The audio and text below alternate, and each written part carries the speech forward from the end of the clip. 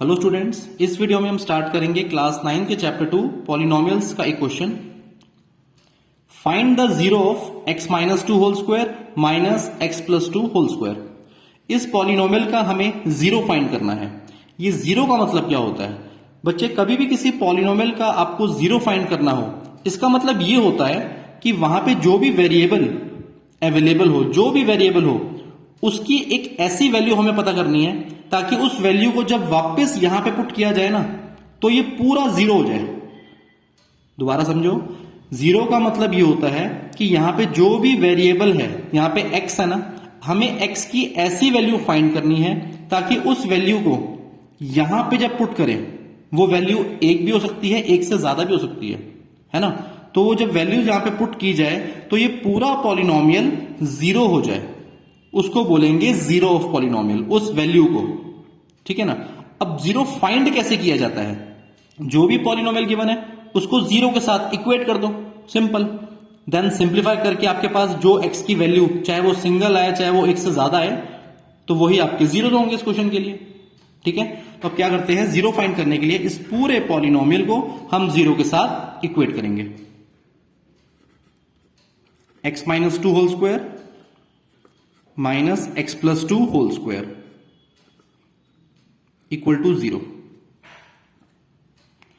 यहां पे इस स्टेप के बाद हम दो तरह से ये क्वेश्चन कर सकते हैं।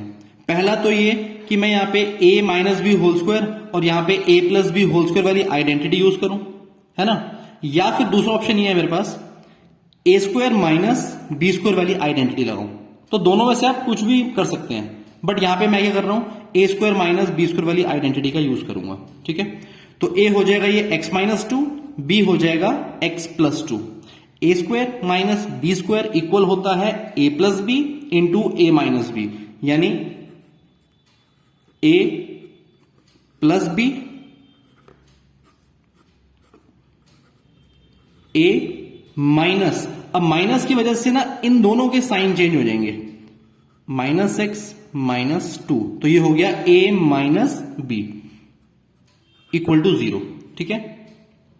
माइनस टू से plus two cancel, plus x से minus x cancel, x plus x हुआ 2x, माइनस टू हो गया माइनस 4। ठीक है।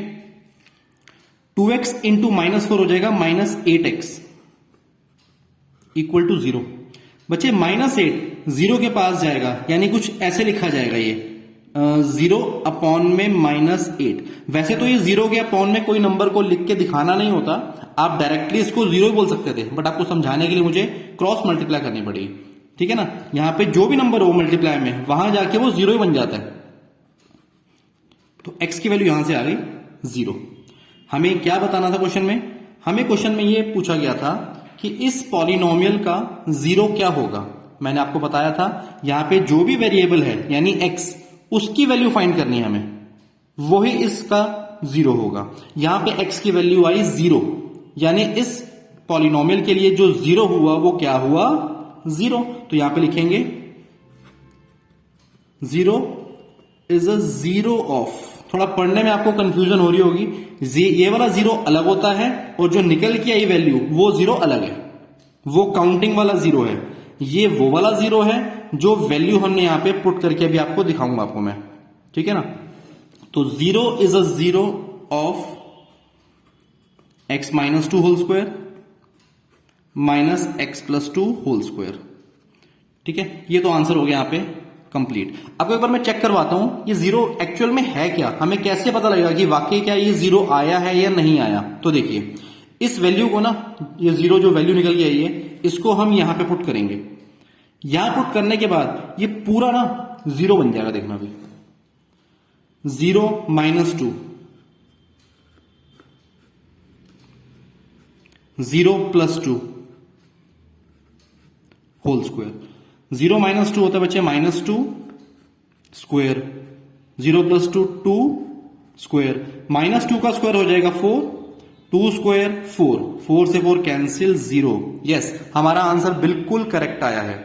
ठीक है ना। आपसे कभी भी ऐसा कोई क्वेश्चन में पूछा जाए कि what is the zero of this polynomial, तो आपने इस तरह से जीरो के साथ इक्वेट करके उस वेरिएबल की वैल्यू निकाल लेनी है, फिर बाद में चेक करो, रफ में चेक करना। आपका जो आंसर है वो तो यहीं पे कंप्लीट हो जाएगा, है ना। आपने रफ में चेक करना है उस वैल्यू को पुट करके। अगर पुट करके 0 आंसर आ जाए, इसका मतलब आपका आंसर बिल्कुल करेक्ट आया है। ठीक है, ऐसा क्वेश्चन 2 मार्क्स में पेपर में पूछा जाता है। ओके।